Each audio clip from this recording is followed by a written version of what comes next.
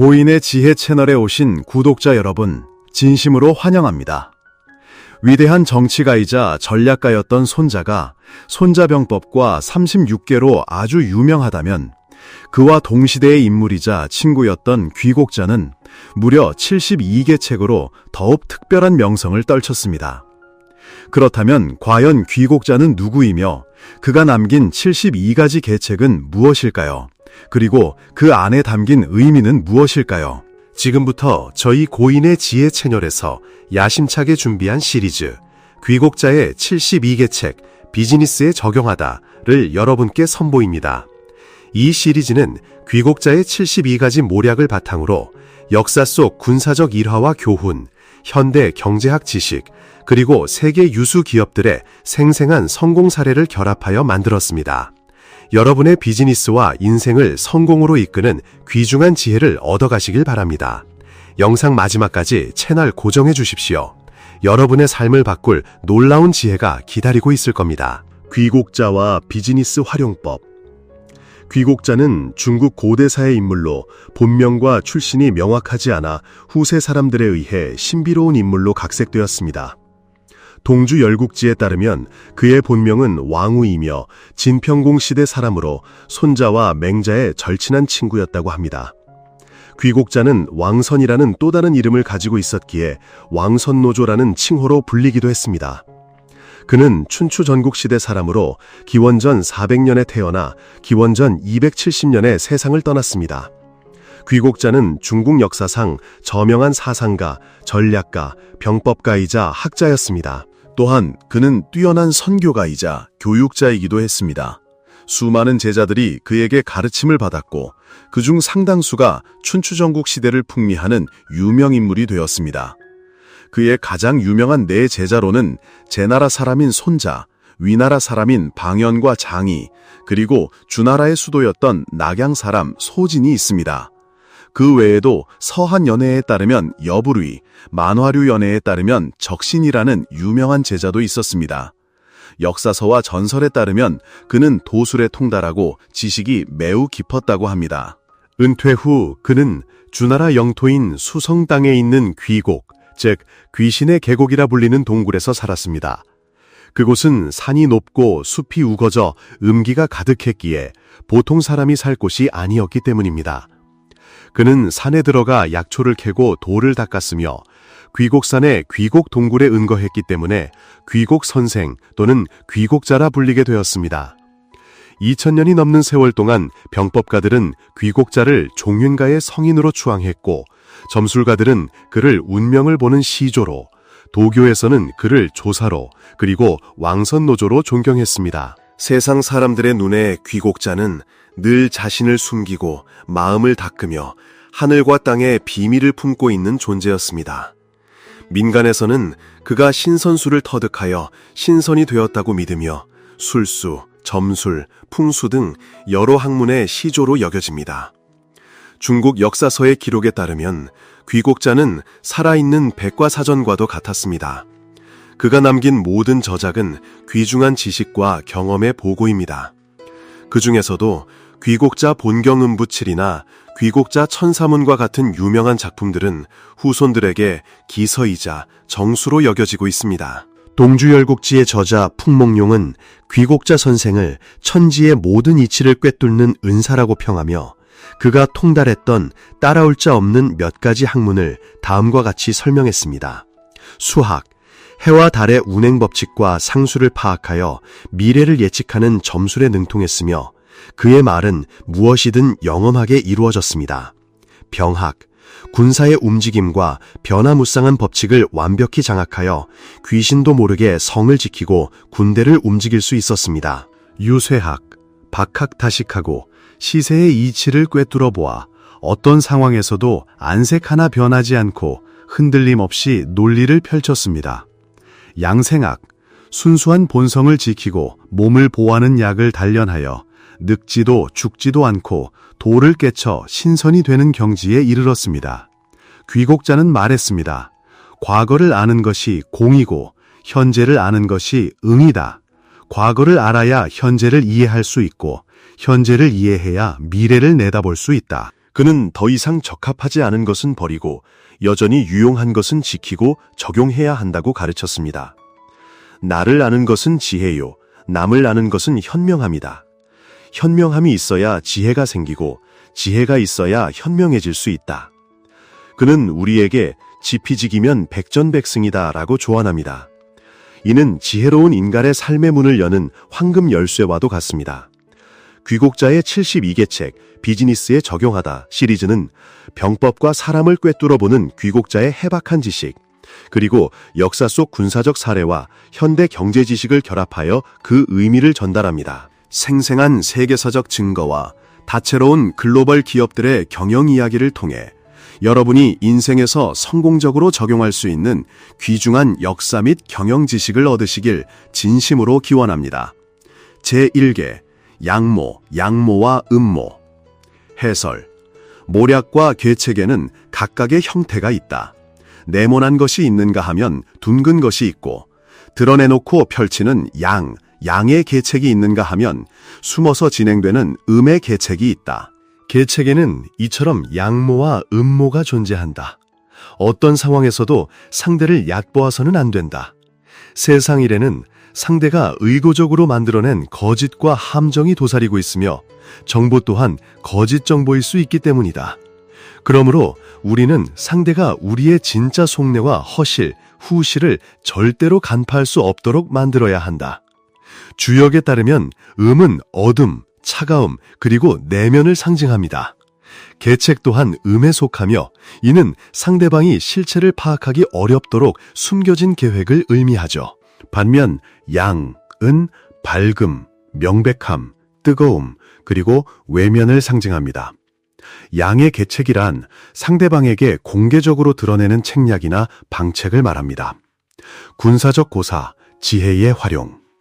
전쟁에서 승리를 거머쥐려면 남들과는 다른 독창적인 방법이 있어야 합니다.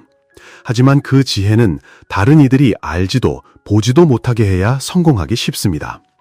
제갈량의 졸업시험 이야기. 제갈량은 어릴 적 수경 선생 밑에서 학문을 배웠습니다. 3년의 세월이 흐른 어느 날 수경 선생은 제갈량을 비롯한 제자들에게 이렇게 말했습니다. 내가 너희에게 시험을 하나 내겠다. 이 시험을 통과하는 자는 졸업을 허락할 것이나 통과하지 못하는 자는 오늘부로 내 제자가 아니다. 시험 문제는 이러했습니다. 지금부터 정오 삼가까지 나의 허락을 받고 이 암자를 나가는 자는 졸업한 것으로 인정하겠다. 어떤 제자는 애원하며 머리를 쥐어짰고 어떤 제자는 가슴에 불이 났다며 소리쳤으며 또 다른 제자는 문 밖까지 홍수가 찼다며 급히 알려왔지만 수경 선생은 꿈쩍도 하지 않았습니다. 그의 동문이었던 서서 역시 가짜 편지를 써들고 와 눈물을 흘리며 말했습니다. 오늘 아침 어머님께서 위독하시다는 편지를 받았습니다. 부디 이번 시험을 포기하고 어머니를 뵈러 갈 수 있도록 허락해 주십시오. 하지만 수경 선생은 고개를 저으며 말했습니다. 정오 삼각이 지나면 가거라. 이번에는 방통이 나섰습니다. 스승님, 도저히 스승님의 허락을 받고 암자 밖으로 나갈 방법이 떠오르지 않습니다. 하지만 암자 밖에만 나간다면 분명 좋은 생각이 떠오를 것 같습니다. 잠시만 밖에 나가 거닐게 해주십시오. 수경 선생은 웃으며 말했습니다. 방사원, 그 가짜는 수작은 집어치우게나. 방사원은 바로 방통의 자였습니다. 제갈량은 동문들이 모두 실패하는 것을 보고는 마침내 한 가지 꾀를 냈습니다. 그는 갑자기 안절부절 못하며 입술을 깨물고 머리를 쥐어뜯는 등 온갖 소란을 피우며 시험장 분위기를 엉망으로 만들었습니다. 수경 선생은 크게 노했습니다. 평소 같았으면 당장 제갈량을 내쫓았겠지만 졸업시험 중이었기에 꼭 참을 수밖에 없었죠. 정오 삼각이 가까워오자 제갈량은 큰 소리로 하품을 하며 자리에서 일어났습니다. 그리고는 잔뜩 화가 난 얼굴로 주변의 물건들을 걷어차며 스승에게 다가가 그의 옷자락을 붙잡고 소리쳤습니다. 이 고지식한 늙은이 같으니 이런 해괴한 시험 문제로 우리를 괴롭히다니요. 더는 당신의 제자로 있지 않겠습니다. 당장 3년치 학비를 돌려주십시오. 지금 당장 말입니다. 천하의 명사로 존경받던 수경 선생은 제갈량에게 이런 모욕을 당하자 분노로 온몸을 떨며 방통과 서서를 불렀습니다. 당장 저놈을 암자 밖으로 끌어내거라! 제갈량은 끌려가지 않으려 발버둥치며 교실을 더욱 아수라장으로 만들었습니다. 방통과 서서는 온 힘을 다해 겨우 제갈량을 암자 밖으로 끌어낼 수 있었습니다. 그런데 암자 밖으로 끌려 나오자마자 제갈량은 갑자기 큰 소리로 웃기 시작했습니다. 그제야 방통과 서서는 제갈량이 미친 것이 아니라는 것을 깨달았습니다. 그들이 영문을 묻기도 전에 제갈량은 다시 암자로 돌아가 수경 선생 앞에 무릎을 꿇고 절하며 말했습니다. 스승님, 방금 제자를 용서하여 주십시오. 죽을 죄를 지었습니다. 수경 선생은 잠시 어리둥절했지만 이내 모든 상황을 깨닫고는 얼굴에 기쁜 미소를 띠며 제갈량을 일으켜 세웠습니다. 과전 내 제자로구나. 너는 졸업이다.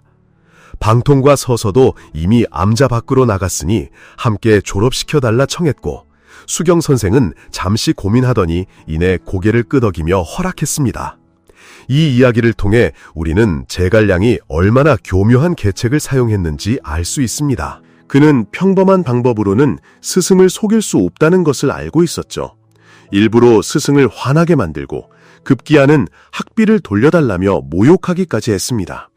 결국 격분한 스승이 그를 밖으로 내조출하고 명령하게 만들었고 제갈량은 마침내 졸업이라는 목표를 달성할 수 있었습니다.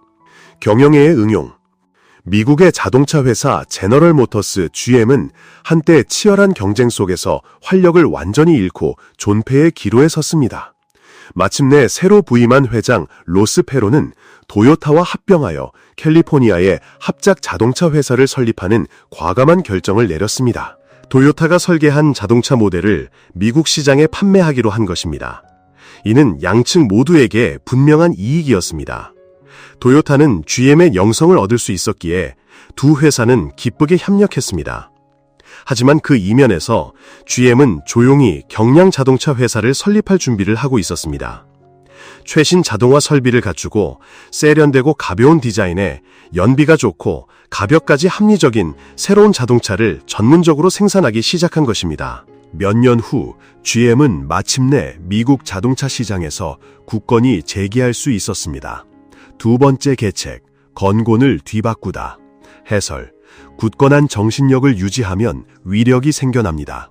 위력이 있으면 내면이 강해지고 내면이 강하면 그 누구도 대적할 수 없습니다. 귀곡자는 이렇게 말했습니다. 천하의 형세가 불리할 때는 온갖 방법을 동원하여 정신력을 길러야 한다. 오직 우리의 정신력이 강대해졌을 때 비로소 건곤을 뒤바꿀 수 있다. 군사적 고사, 조조, 장수들의 사기를 북돋우다. 적벽대전에서 대패한 후 조조는 비통함에 빠진 병사들과 장수들의 마음을 돌려 다시금 드높은 사기와 기세를 되찾게 만들었습니다.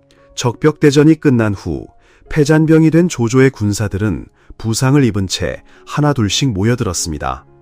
서로의 얼굴을 마주한 그들은 웃음 대신 눈물을 터뜨렸죠. 죽은 자와 산 자가 뒤섞인 그곳에서 가장 비통하게, 가장 서럽게 우는 이는 바로 허저였습니다. 그 울음소리에 조조는 병상에서 벌떡 일어나 밖으로 나갔습니다. 조조가 말했습니다. 됐다, 허저야. 그만 울거라. 나의 삼천 정의 기병은 이제 삼천의 장사가 되었고 나의 마초 부대에서 살아 돌아온 이 삼천의 형제들 또한 마찬가지다. 조조가 다시 말했습니다. 그만하거라. 무엇 때문에 우는 것이냐? 산의 대장부가, 그것도 호랑이 같은 장수가 어찌 눈물을 보인단 말이냐? 피는 흘릴지언정 눈물은 흘리지 않는 법이다. 승패는 병가지 상사라 했다. 허저야, 어서 가서 지친 병사들을 위로할 북을 울리거라. 내 말이 들리지 않느냐? 허저가 흐느끼며 대답했습니다. 승상, 제 호위기병 3천이 모두 죽었습니다. 제가 그들을 구할 수 없었습니다, 승상. 구할 수가 없었습니다. 조조는 허저의 두 어깨를 붙잡고 외쳤습니다. 하지만 너는 살아남지 않았느냐? 나 조조가 살아있는 한 나는 꿈속에서도 웃으며 잠에서 깰 수 있다. 삼천을 잃었다고 어찌 만명을 소중히 여기지 않겠느냐. 그 말을 듣고 허저는 잠시 웃더니 이내 울음을 그쳤습니다. 조조는 허저의 어깨를 툭 치며 말했습니다. 어서 가서 북을 울려라. 남은 군사들이 모두 모이자 조조가 입을 열었습니다. 장수들 모두 이와 같은 상처를 입었을 것이다. 장수란 의사와 같아서 더 많은 사람을 치료할수록 의술이 뛰어나지는 법이다. 다시 말해 죽어가는 사람을 더 많이 살려낼수록 명의가 되는 것이지. 장수가 몇 번의 패배를 겪어보지 않고서 어찌 이기는 법을 알겠는가. 이 세상에 백전백승하는 장수란 존재하지 않는다. 오직 패배에 좌절하지 않고 패배할수록 더욱 용감해져 마침내 최후의 승자가 되는 이만 있을 뿐이다. 우리가 83만 대군을 이끌고 남하했으나 고작 5, 6만의 손권과 유비에게 패한 이유가 무엇인가? 내가 보기에 가장 근본적인 원인은 최근 몇 년간 우리가 너무 많이 이겼기 때문이다. 병사들은 교만해졌고 장수들은 오만방자해졌으며 적을 얕보는 마음이 가득했다.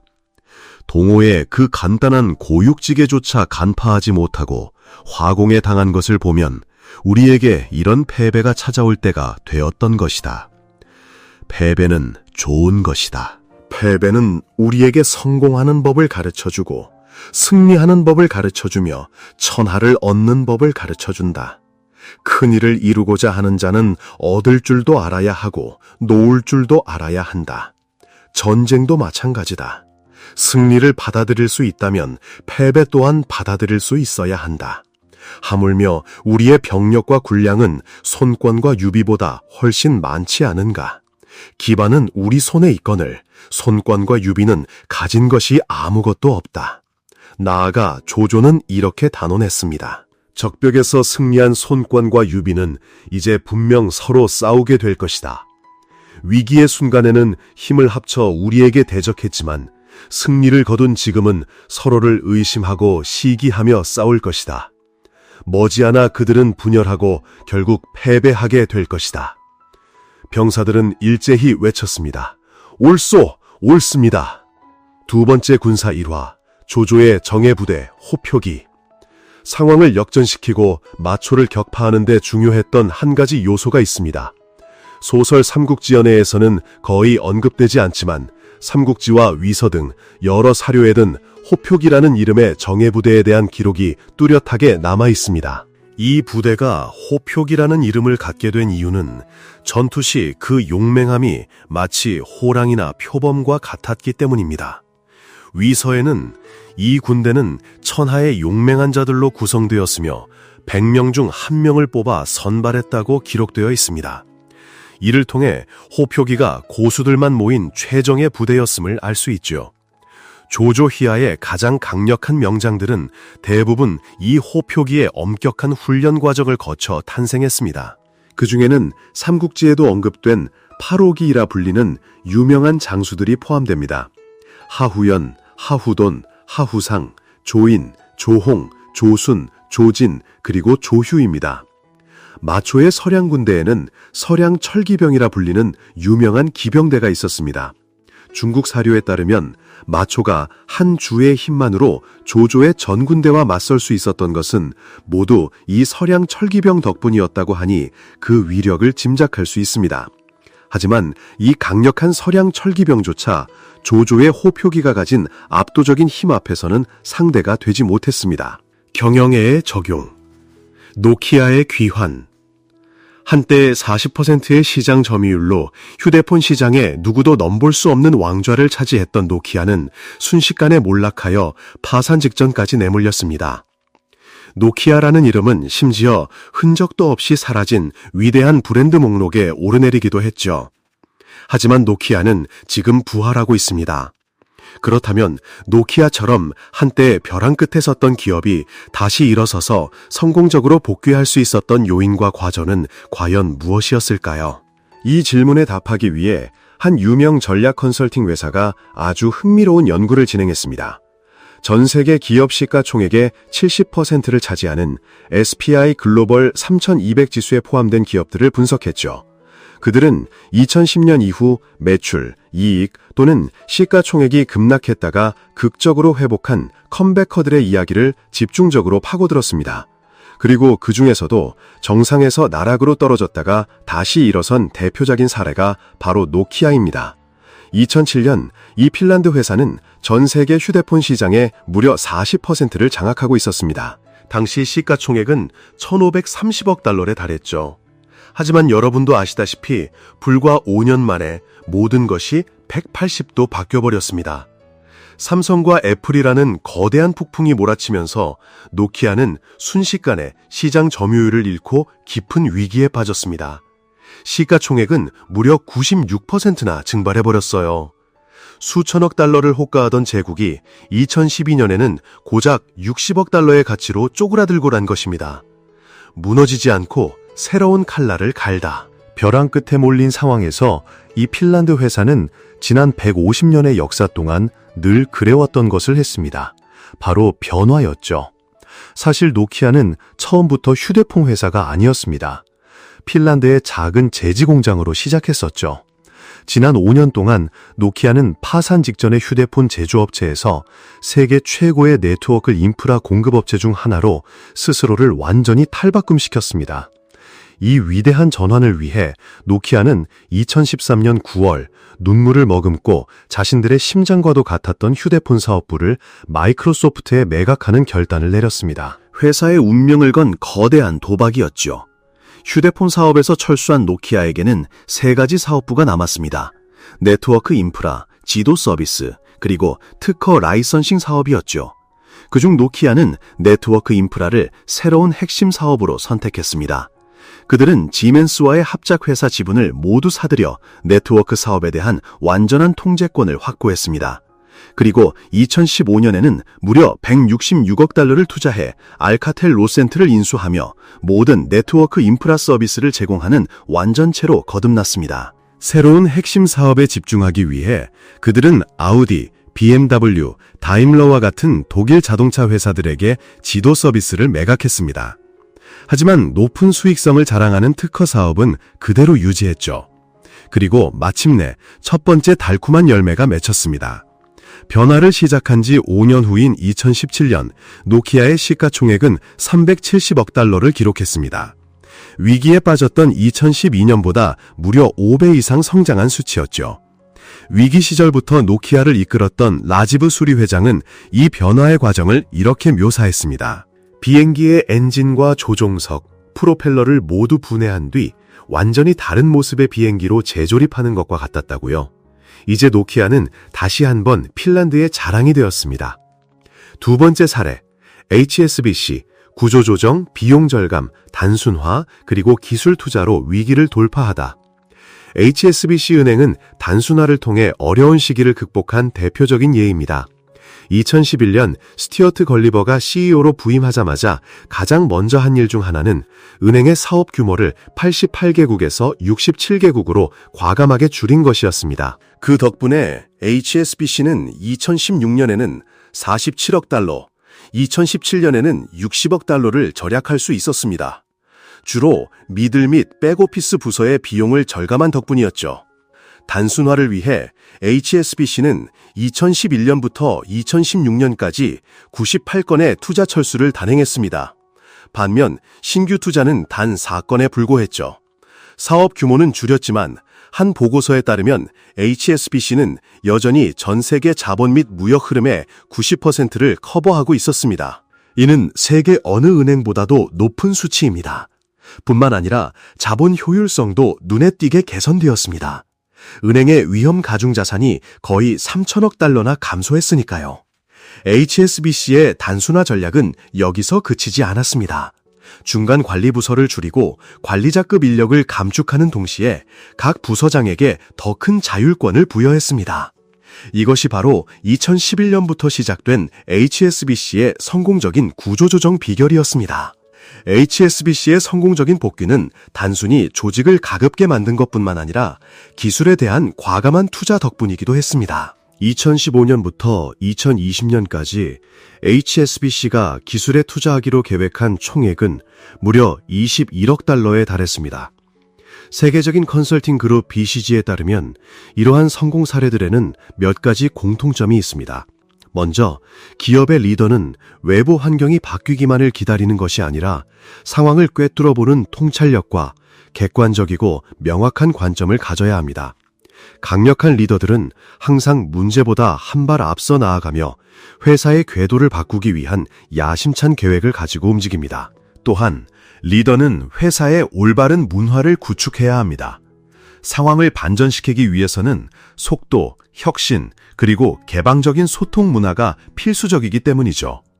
마지막으로 실패를 딛고 성공적으로 일어선 기업들은 모두 HSBC의 사례처럼 기술의 힘에 큰 기대를 걸고 과감한 투자를 한다는 공통점이 있습니다.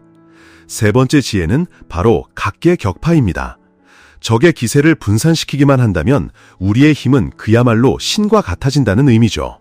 적의 힘을 분산시키기 위해서는 조용히 숨어 기회를 엿보다가 적이 모습을 드러냈을 때 차례차례 격파해야만 합니다. 군사적인 측면에서 아주 유명한 전투가 하나 있습니다. 바로 DNBM프 전투입니다. 1차 인도차이나 전쟁 당시 베트남의 DNBM프에서 베트남 인민군과 프랑스 연합군 사이에 벌어진 최대 규모의 전투였죠. 이 전투는 베트남 전쟁 역사상 가장 위대한 승리로 기록되어 있습니다.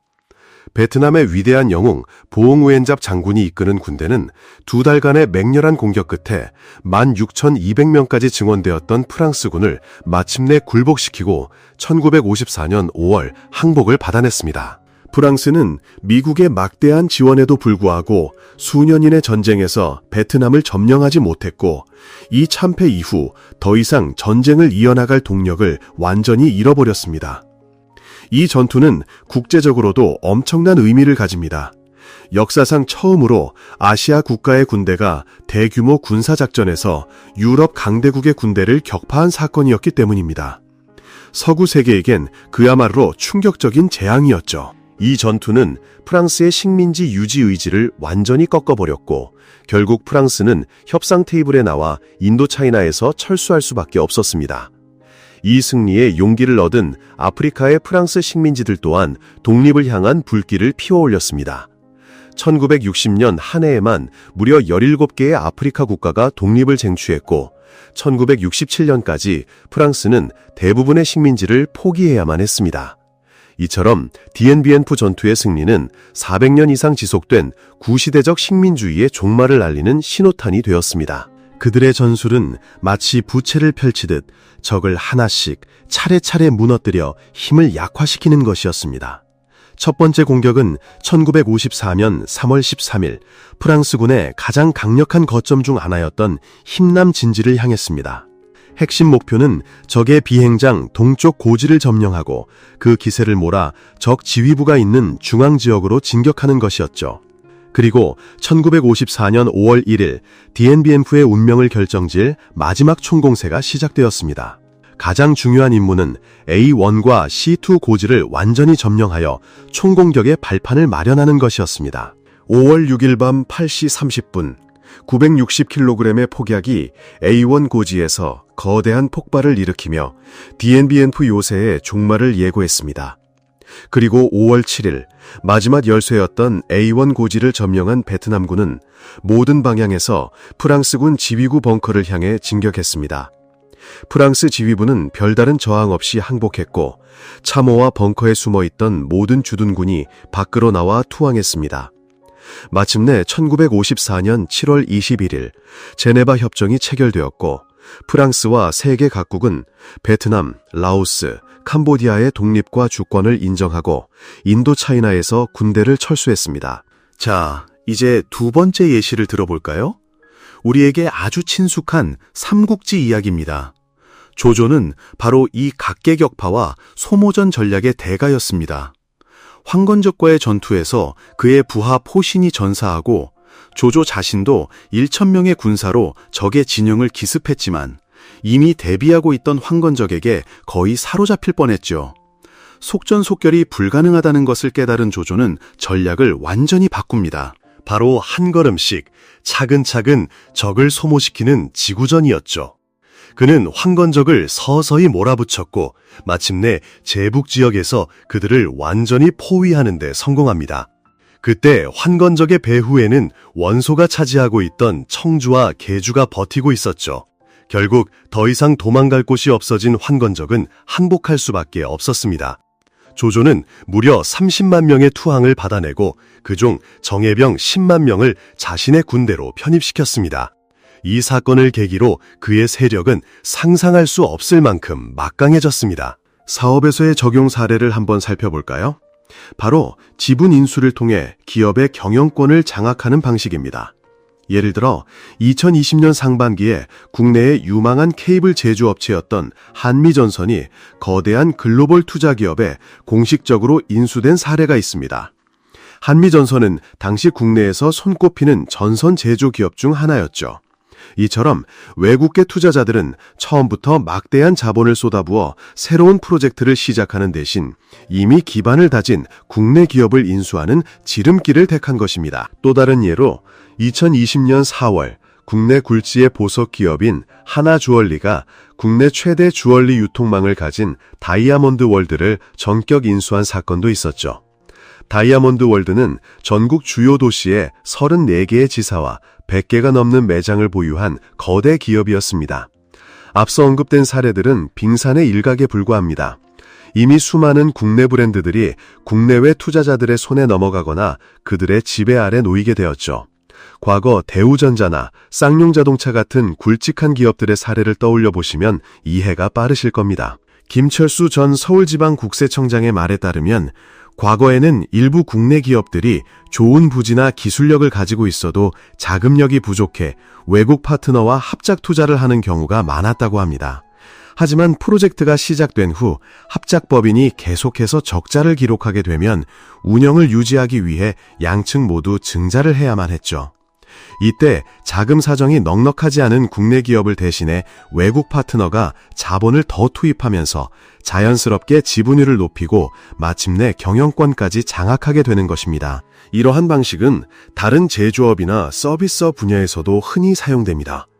때로는 단순히 기업의 자산을 차지하기 위해서가 아니라 시장 점유율 자체를 장악하기 위해 인수를 감행하는 것이죠. 김철수 전 청장은 특히 코로나19와 같은 경제 위기 상황이 기업의 경영활동에 큰 타격을 주었다고 덧붙였습니다. 이런 어려운 시기에는 기업을 지켜내기가 정말 힘듭니다. 기업으로서는 상품 판매를 극대화하는 것만이 살 길이죠. 정부가 대사관 등을 통해 기업들이 새로운 시장에 진출할 수 있도록 돕고 내수 소비를 촉진하기 위한 지원책을 마련하는 것도 바로 이런 이유 때문입니다. 결국 기업이 활발하게 생산하고 판매 활동을 해야만 이러한 외부의 인수 시도로부터 스스로를 지켜낼 수 있는 것입니다. 네 번째 계책은 바로 신출 귀몰입니다. 이 말은 귀신처럼 나타났다가 사라지듯 그 움직임을 암으로 예측할 수 없게 만드는 것을 의미합니다. 전쟁에 임할 때는 상황에 따라 유연하게 대처해야 하며 한 가지 방식만을 고집해서는 안 됩니다. 자유자재로 움직임을 바꾸어 상대가 우리의 의도를 전혀 짐작하지 못하게 만들어야 하는 것이죠. 우리 역사에서 이 신출 규몰 전술의 최고 대가를 꼽으라면 단연 충무공 이순신 장군을 빼놓을 수 없을 겁니다. 그분의 용병술은 그야말로 귀신이 고칼 노겟이라 그 누구도 예측할 수 없었기에 오늘날까지도 수많은 사람들의 입에 오르내리고 있죠. 특히 그분의 신속하고 기습적인 해상 기동 전술은 적들에게 공포 그 자체였습니다. 임진왜란 당시 단 12척의 배로 133척이 넘는 왜군 함대에 맞서야 했던 절체절명의 위기, 바로 명량해전이 그 대표적인 예입니다. 절대적으로 불리한 상황 속에서도 이순신 장군은 명량의 거센 울돌목 물살을 이용하고 적의 허를 찌르는 신출귀몰한 전술로 기적과도 같은 대승을 이끌어냈습니다. 이는 단순히 용맹함만으로는 불가능한 철저한 계산과 예측 불가능한 지략이 빚어낸 위대한 승리였습니다. 이순신 장군이 어떻게 그 짧은 시간 안에 전세를 파악하고 적의 심리를 역이용하여 완벽한 승리를 거둘 수 있었는지에 대해서는 오늘날까지도 수많은 학자들에게 연구과제로 남아있을 정도입니다. 비즈니스 세계에서는 위기를 기회로 바꾸는 지혜가 얼마나 중요한지 모릅니다. 특히 코로나19 팬데믹은 많은 기업에게 혹독한 시련이었지만 누군가에게는 새로운 도약의 발판이 되었습니다. 2020년 3월 베트남의 대기업 마산그룹과 타코그룹은 이 위기를 어떻게 기회로 만들었는지에 대한 놀라운 이야기를 들려주었습니다. 마산그룹의 응웬 당광 회장은 이렇게 말했습니다. 생필품 부족 사태와 가격 폭락을 막기 위해 저희의 모든 식품 가공 공장은 최대치로 가동되고 있습니다. 특히 돼지고기 생산에 온 힘을 쏟고 있죠. 하지만 그는 여기서 멈추지 않았습니다. 이 혼란의 시기가 바로 전자상거래를 폭발적으로 성장시킬 절호의 기회임을 직감한 것입니다. 그는 더 많은 사람들이 집에서 편안하게 온라인으로 상품을 주문하고 배송받는 문화를 만들 계획을 세웠습니다. 그리고 이렇게 덧붙였죠. 특히 수출에 있어서 중국의 공급망이 흔들리는 지금이야말로 새로운 시장을 점령할 수 있는 절호의 기회입니다. 타코그룹의 쩐바주엉 회장 역시 마찬가지였습니다. 모두가 움츠러드는 어려운 상황 속에서도 그는 농업 분야에서 새로운 성장 가능성을 발견했습니다. 그리고 자신의 그룹이 가진 기계공학과 물류 시스템이라는 강력한 무기를 활용하여 과감하게 농업 분야로 투자의 방향을 틀었습니다. 이것이 바로 5번째 지혜, 천기를 손에 쥐어라입니다. 하늘과 땅 사이에 선 성인은 뜻을 세우고 업을 이루기 위해 하늘의 형상을 살피고 때를 기다릴 줄 알아야 한다고 했습니다. 지혜로운 사람은 세상의 빠른 변화 속에서 절호의 기회를 놓치지 않고 자신의 계획을 즉시 실행하거나 수정할 줄 아는 법이죠. 과거 삼국시대의 제갈량은 이 지혜를 완벽하게 활용했습니다. 그는 곧 다가올 우기에 진창이라는 요새가 물에 잠길 것을 미리 내다보고 있었습니다. 하지만 당시 조이의 대장군이었던 조지는 이 사실을 까맣게 몰랐죠. 제갈량은 일부러 병든 척하며 진창에서 군대를 물렸고 조지는 의기양양하게 그곳을 점령했습니다. 그러나 2달간의 끔찍한 장마가 지난 후 조진의 군대는 처참한 상황에 놓였습니다. 갑옷과 병기는 모두 붉게 녹슬어 못쓰게 되었고 군량미는 눅눅해져 곰팡이가 피었으며 활과 화살은 썩어 부러졌습니다. 병사들의 사기는 땅에 떨어졌고 군심은 걷잡을 수 없이 흔들렸습니다. 바로 그 순간 제갈량은 위연과 장억이 이끄는 주력 부대를 투입해 속수무책인 조위군을 격파하고 손쉽게 진창을 되찾았습니다. 이러한 천기를 읽는 지혜는 현대 비즈니스에서도 여전히 빛을 발합니다. 코로나19 팬데믹 덕분에 엄청난 성공을 거둔 인스타카트의 사례가 바로 그것입니다. 창업자이자 CEO인 아프루바 메타는 팬데믹으로 인해 사람들이 이동과 대면의 어려움을 겪고 특히 식료품 구매에 큰 곤란을 겪는다는 점을 간파했습니다. 그는 미국에서 식료품 배달 서비스라는 혁신적인 해결책을 내놓았죠. 고객이 온라인으로 식료품을 주문하면 인스타카트의 직원이 직접 장을 보고 집 앞까지 배달해주는 서비스였습니다. 그 결과는 실로 놀라웠습니다. 2020년 6월 11일 인스타카트는 2억 2,500만 달러의 신규 투자를 유치하며 기업 가치가 79억 달러에서 무려 137억 달러로 수직 상승했습니다. 포브스의 추정에 따르면 메타는 이 회사의 지분 10%를 소유하며 단 33세의 나이에 순자산 12억 달러를 가진 새로운 억만장자가 되었습니다. 6번째 지혜는 화와 복은 모두 말에서 비롯된다입니다. 성인의 말은 오묘하여 위기를 안정으로 바꾸고 수많은 생명을 구하기도 혹은 한순간에 나락으로 떨어뜨리기도 합니다. 한 번 뱉은 말은 네 마리 끄는 마차로도 따라잡을 수 없다는 옛말이 있죠. 한비자는 꾀 없는 자의 마음과 꾀 있는 자의 말, 이 모든 것이 화근이 된다고 말했습니다. 이는 말 한마디 한마디에 얼마나 신중해야 하는지를 강조하는 것입니다. 말은 마음의 소리이자 생각의 표현입니다. 그 사람의 속마음을 알려면 그 사람의 입에서 나오는 말을 들어라 라는 속담처럼 당신의 삶에 닥쳐올 화와 복은 결국 당신의 말에 달려 있는 것입니다. 전국시대 군사고사, 순우곤이 맹상군의 구원 요청을 받아들이다. 전국시대 제나라의 명사였던 맹상군은 진나라 왕과의 불화로 재상직에서 물러나 자신의 영제인 설당우라 돌아왔습니다. 그곳에서 조용히 여생을 보내려 했지만 운명은 그를 가만두지 않았죠. 남쪽의 강대국 초나라가 호시탐탐 그의 땅 설을 노리고 있었습니다. 설상가상으로 제나라 왕과도 사이가 틀어져 도움을 청하기 어려운 막막한 상황에 처했습니다. 바로 그때 제나라 왕의 명을 받고 길을 떠났던 순우곤이 설땅을 지나게 되었다는 소식이 들려왔습니다. 맹상군은 한 줄기 빛을 본 듯 기뻐하며 그에게 모든 상황을 털어놓았습니다. 이제야 살았구나. 순우곤은 제나라 왕의 사위로 키는 비록 5자에 불과했지만 총명하고 언변이 아주 뛰어난 인물이었습니다. 그는 여러 나라의 어려운 임무를 맡아 단 한 번도 왕의 명을 욕되게 하지 않고 완벽하게 임무를 수행했죠.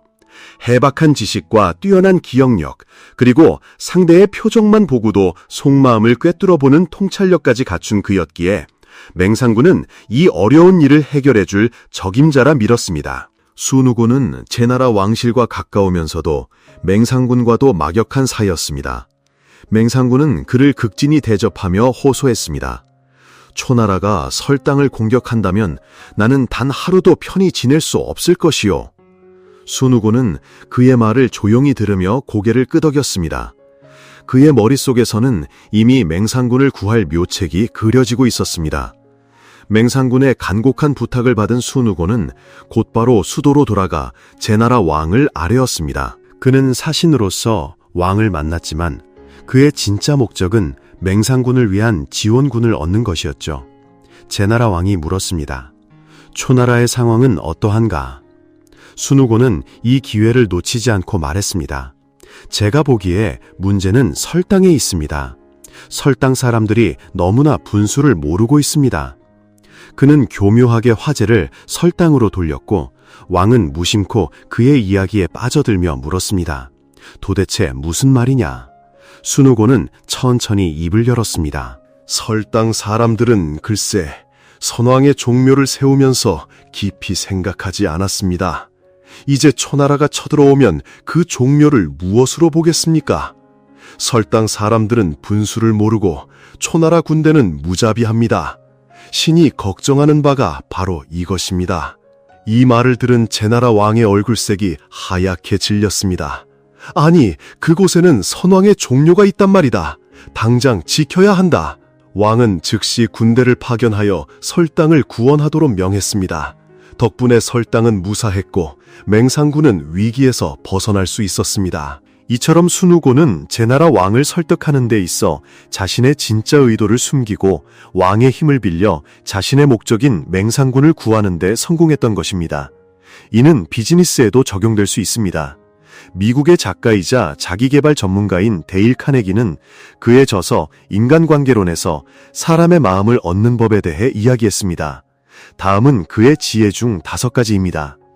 다른 사람과 함께 일할 때 상대가 논리의 기계가 아닌 감정의 존재임을 기억하십시오. 영업을 하든 계약을 협상하든 목표를 달성하기 위해서는 감정의 벽을 허물어야 합니다. 단순히 논리로 설득하기보다 상대방의 인간적인 감정을 이해하는데 감성지능을 사용하십시오. 세상의 위대한 일들은 희망이 전혀 보이지 않을 때에도 포기하지 않은 사람들이 이뤄냈습니다. 역경을 딛고 일어서는 회복 탄력성은 성공한 사업가의 핵심 열쇠입니다. 모든 희망이 꺼진 듯 보일 때가 바로 그들이 돌파구를 찾고 새로운 길을 모색할 절호의 기회입니다. 행동은 말보다 강하며 미소는 당신이 좋습니다. 당신을 만나 행복합니다 라고 말하는 것과 같습니다. 미소를 머금고 회의실에 들어서는 것은 관계 형성에 매우 중요합니다. 이는 다른 사람들이 당신과 소통하고 싶게 만듭니다. 진정으로 성공한 사람은 자신의 실수를 인정하고 다른 길을 모색할 줄 아는 사람입니다. 대부분의 성공한 사업가들은 성공의 기회를 잡기 전에 수많은 실패를 경험했습니다. 그들은 실패에 대한 두려움에 발목 잡히지 않았습니다. 명성보다 인격을 가꾸는데 더 힘쓰십시오. 인격은 당신의 진정한 가치이지만 명성은 다른 사람이 당신을 어떻게 생각하는지에 불과합니다. 개인의 인격과 직업 윤리가 없다면 그 어떤 화려한 예절과 부유함도 무의미할 뿐입니다. 오늘 고인의 지혜에서 준비한 이야기는 여기까지입니다. 오늘 영상이 여러분의 삶에 작은 영감과 지혜를 더했기를 바랍니다. 영상이 유익하셨다면 좋아요와 구독 버튼을 눌러주시고 주변 분들께도 공유하여 이 지혜를 함께 나눠주세요. 여러분의 소중한 생각과 느낀 점을 댓글로 남겨주시면 저희에게 큰 힘이 됩니다.